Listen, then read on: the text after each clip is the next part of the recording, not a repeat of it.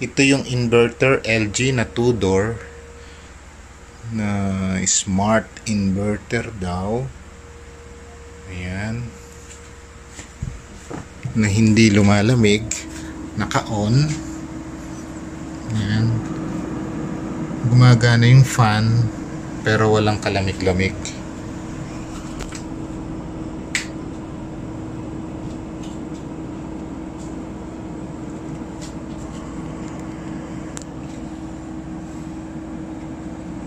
Temperature niya, ayan, 30.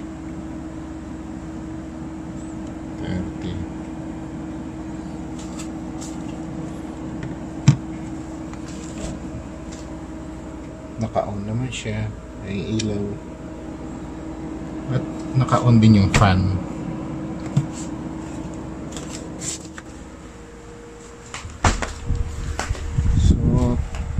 Try natin tingnan yung board niya.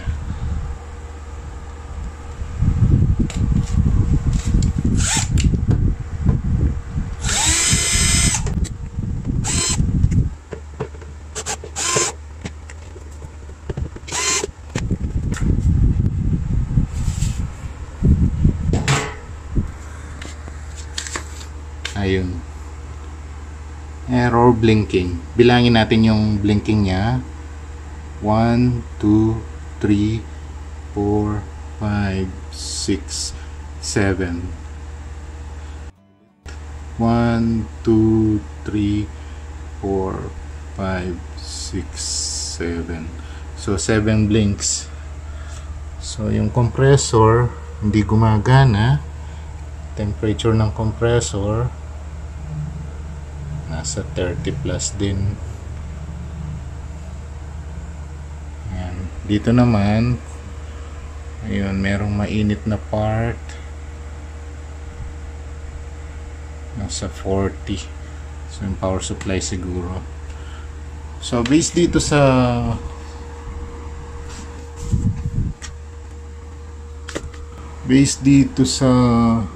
diagnosis table niya, bali LED 2 yung nagbi-blink. Dito tayo sa LED 2. Oh no, sorry, LED 1 lang. LED 1. So, nasa 7 blink siya. Ayun siya. Blinking 7 times. Kasi yung LED 2, wala naman siyang blinking 7 times. Hanggang 6 times lang. So, LED 1, blinking 7 times. Ang sabi niya dito, IPM ARM short detection. So, yung problema daw niya, yung IPM. So, ito na yung problema niya. Pero, i-check pa rin natin yung voltages niya, yung reading ng mga voltages. Baka naman, mahina lang yung supply or walang supply yung IPM. So, try natin yung voltage check.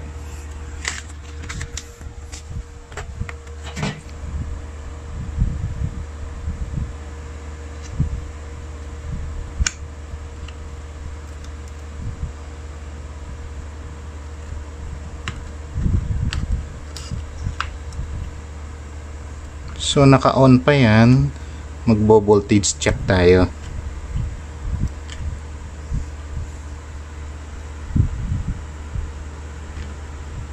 Ayun, mahirap siyang yan. Oh.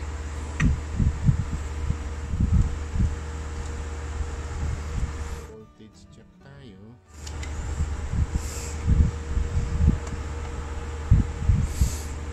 Wala tayong sabitan.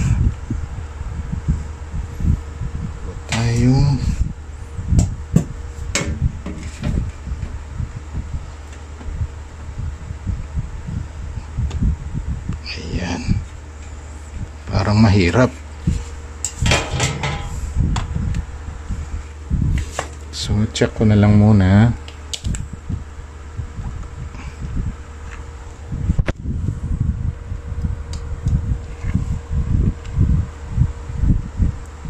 Okay, mahirap siya.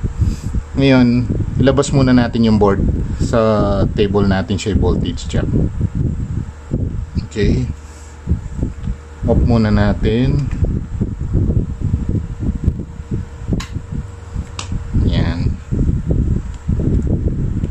So check na rin natin yung resistance ng compressor.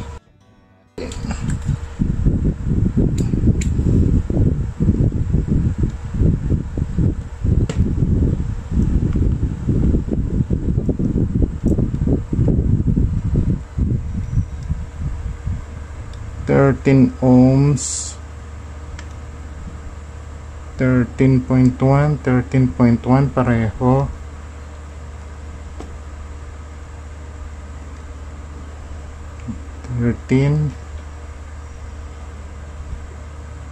Ayan, pantay-pantay yung ohms reading ng compressor, meaning very good condition pa yung compressor natin. So tanggalin muna natin.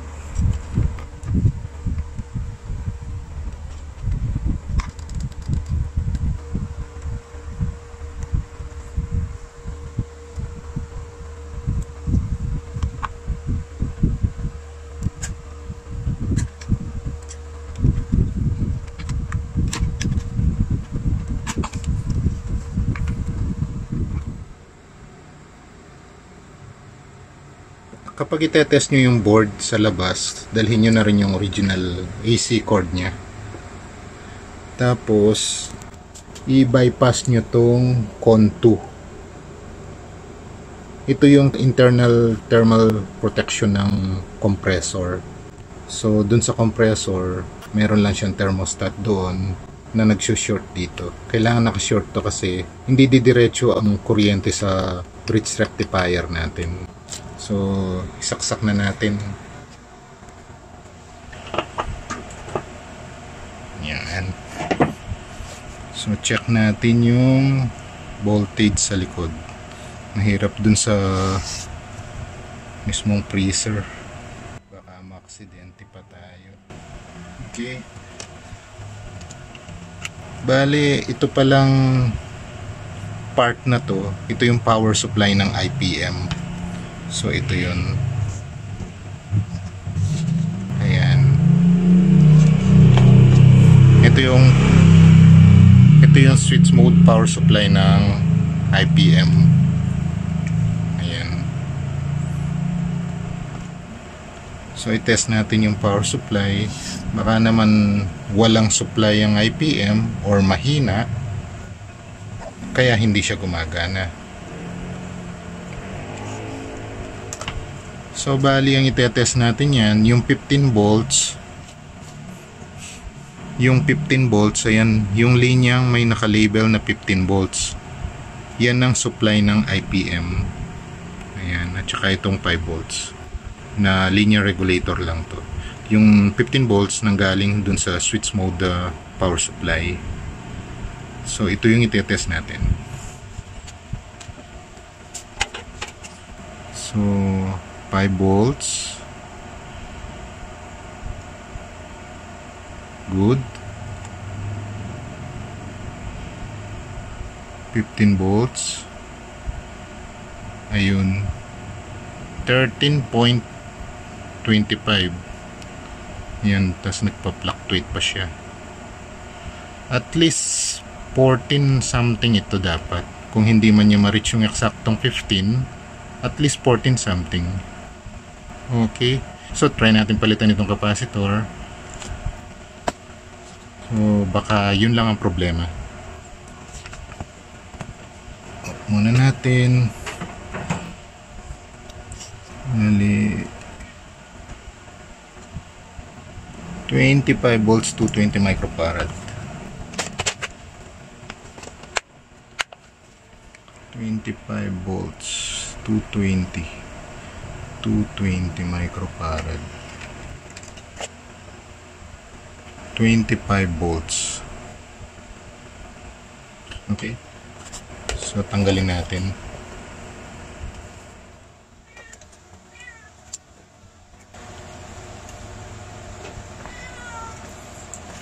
So ito yung filter capacitor ng switch mode. Kadalasan pagka mahina na to, parang sira na rin yung power supply, buong power supply. Nagbabago na yung output voltage. humihina na. So malamang ito lang ang problema.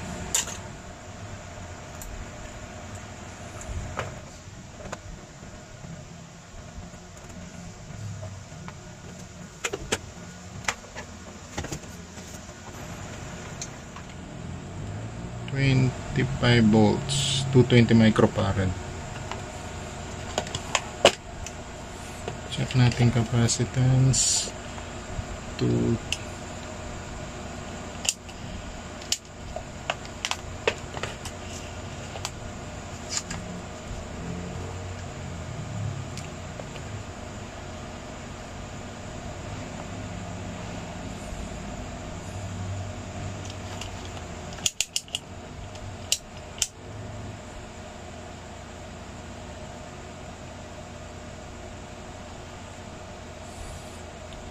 Good pa yung capacitance, 210. Itong bago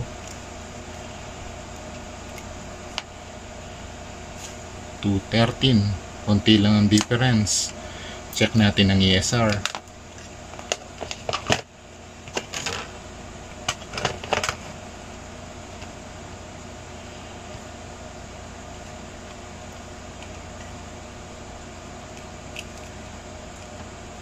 Itong bago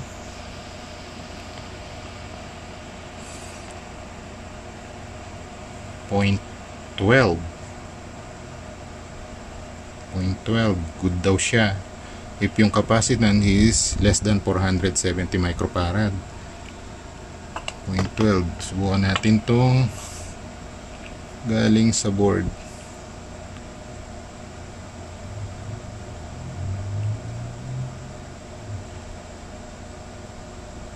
Ayun ang problema. Sa ESR, bagsak na bagsak talaga siya. Hindi man siya mag-reading.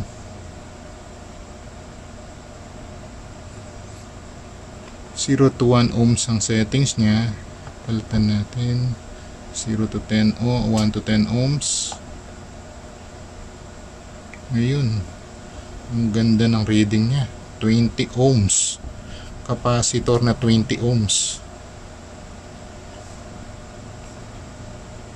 Ayan. So, sira talaga siya. Okay. So, salpak na natin yung bagong capacitor.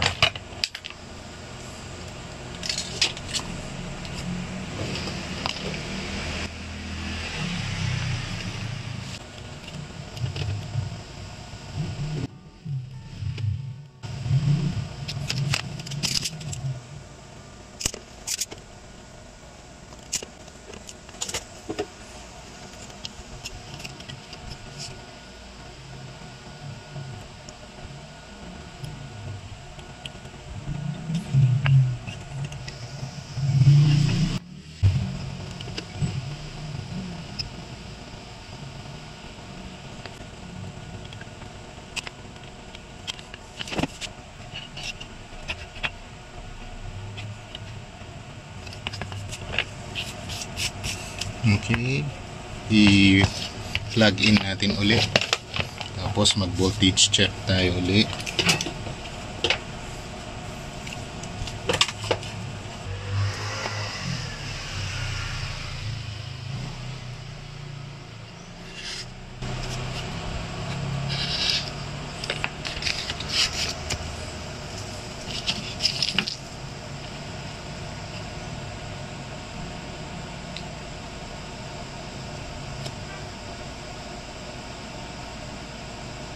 .10 14.09. Yun. Malayong malayo na siya kaysa kanina. Isalpak na natin sa refrigerator. So, ayan. Naisaksak na natin.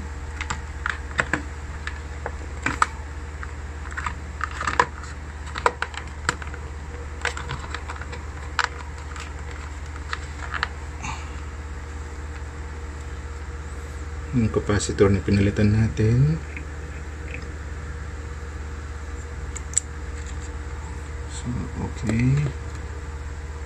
Okay. So, plug in na natin. Double check. Check. Okay, plug in.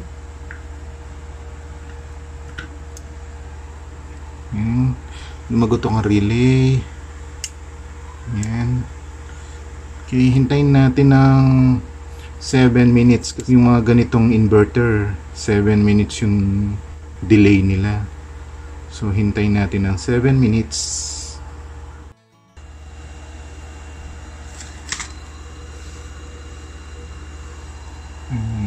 Wala na yung blink nya, nasa 9 minutes na siguro niyan, at naririnig ko na yung compressor nya, may sound na siya.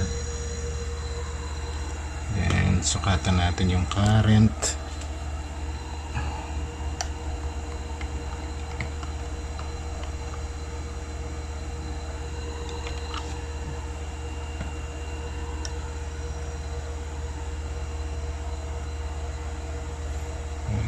.62. Ayan na yung current nya. So working na siya. Capacitor lang ang problema. Temperature ng compressor, ayan, nasa 42 na. Siguro around 10 minutes na nagraran yan. Ayan.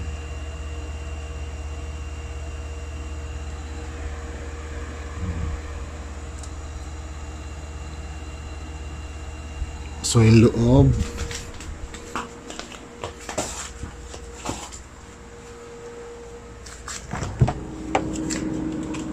yun, lamig na.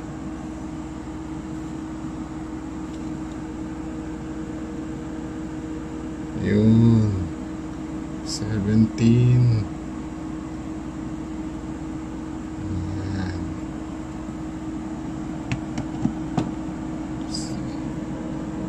Yung kamay natin 35. 16. Okay na siya. Okay. Hanggang dito na lang po. Naayos po natin yung inverter refrigerator na capacitor lang ang problema sa power supply ng IPM. Ayan. Okay. Thank you po.